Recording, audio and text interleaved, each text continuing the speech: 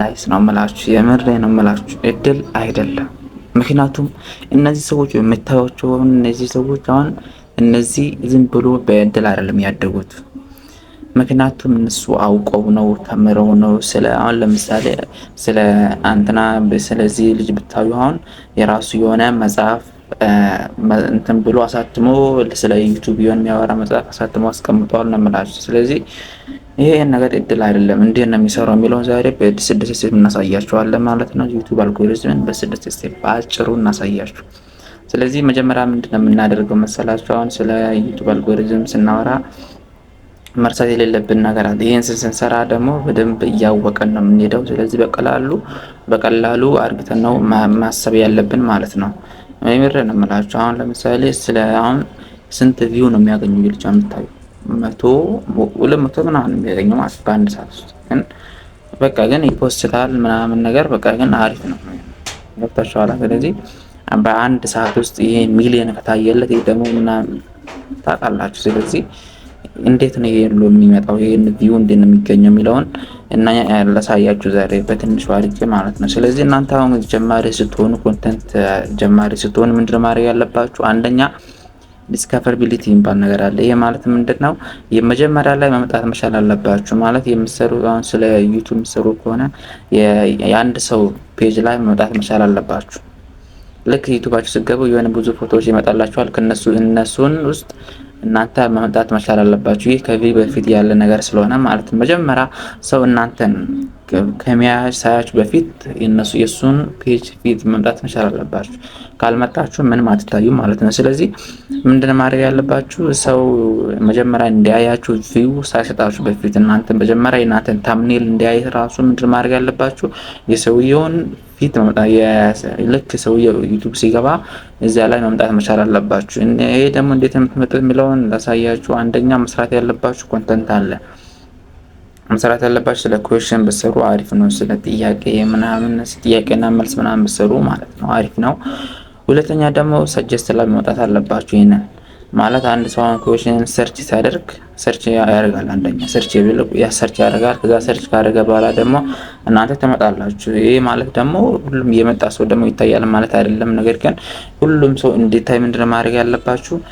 አንድ ረጅም ቪዲዮ ከታች አሁን ከዚህ ቪዲዮ በታች ረጅም ቪዲዮ አለ። ከዛ በኋላ እናንተ ደግሞ ከዛ ቪዲዮ ትንሽ ወስዳችሁ በራሳችሁ አርግታችሁ መስራት ማለት ነው።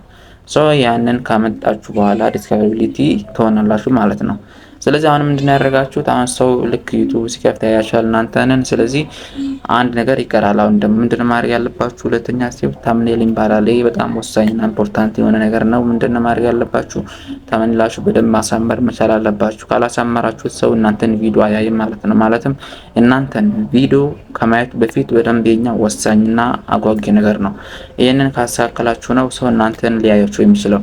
ታምኔላችሁን በደንብ መስራት እንድታሳምሩ መጀመሪያ መስራት ያለባችሁ ግልጽ የሆነ ነገር መስራት አለባችሁ። ክሊክ ሊደረግ የሚችል ታምኔል መስራት መቻል አለባችሁ። ያን ካልሰራችሁ እናንተ አትታዩም ማለት ነው። ስለዚህ ሰው የሚኖርበት ይገባል። ነገር ደግሞ ኢሞሽን የሚነካ መሆን አለበት። እነዚህ ነገር ከሆነ ደግሞ ታምኔላችሁ በጣም ስትጽፉ ደግሞ ከጀርባ ወይም ከፊት ማለት ነገር አታንጋጉ። በአጭሩ በቃ የሆነ አራት ሲሆን ትንሽ የቃላት ተጠቀሙና ጻፉ። ግን የማአት ነገር የሆነ አንዳንድ ሰዎች ማመልከቻ ብዙ ነገር የሚጽፉ ሰዎች አሉ። ግን እንደዛ ጥሩ አይደለም። ያ ሙሉ መጽሐፍ ግን የሆነ አጭር የሆነ ነገር ብጽፉ የተሻለ ነው የሚሆነው። ከዛ አሁን ታምኔላችን ሰራን፣ ዲስከቨሪቢሊቲ ላይ መጣን። ያውን ሰው እና እኛን ታምኔል ያያዋል ማለት ነው። ይሄ ማለት ምንድነው? አሁን እኛ ታምኔል ሰው ካየ በኋላ ታይትል ያነባል። ታይትላችን ደግሞ በደንብ ማሳመር አለብን። አራተኛው ስቴፕ ታይትል ነው። ሶስተኛ ስቴፕ ታይትል ነው።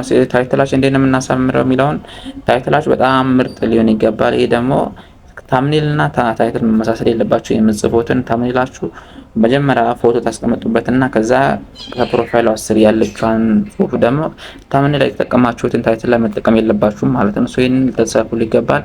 ታይትልን በደንብ ምርጥ ልታደርጉ ይገባል። አንዳንድ ሰው ታምኔል ብቻ አያነብም፣ ከዛ ታይትልም ቀጥሎ ያነባል። ስለዚህ እናንተም ታይትላችሁን አሪፍ ልታደርጉ ይገባል።